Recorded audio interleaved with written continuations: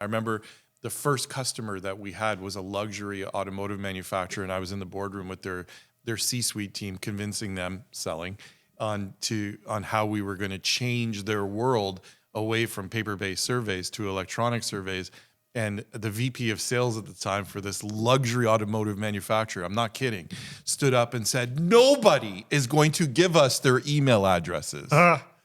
This is what it was like back then, 2005.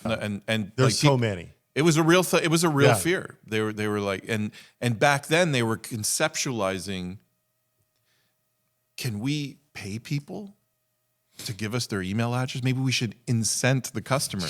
$1, we'll give you $5, a cup of coffee, whatever the case may be, in exchange for an email address, because they were so terrified that the community or the customer base would just withhold that. Now, obviously, it's commonplace, and we proved that out over time, and we did well, and we scaled that business through 52 countries and ultimately exited it. I wonder, do you have any or remember any data on the top of funnel volume increase of the difference between an email and that piece of paper hanging from the rearview mirror? Like that must have been just a stratospheric increase in the amount of data that you would get back. I really don't remember specific factoids, but I do remember the thought of the question being posed in the boardroom of someone saying, "Are people going to give us their email addresses?" That was a very real thing back then.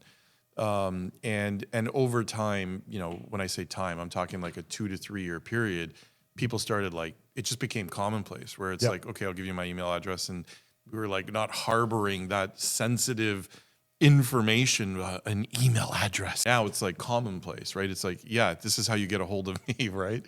And it changed. It just went white hot within a 24-month period, I would say, where it just became commonplace. And when that became commonplace / mainstream, it was like, all right, we're off to the races. And we capitalized that as a company and forever changed the industry. And I think from an entrepreneurial journey perspective, what that did is it gave me globalization expertise and pedigree in relation to being a founder or a startup-y that took a company from an idea or a concept where I looked at it and said, wow, it's akin to looking at my wife for the first time, where it's not that I want to own it or her, but like, I have to marry this woman. It was the same. It was, I have to marry this product. I felt it.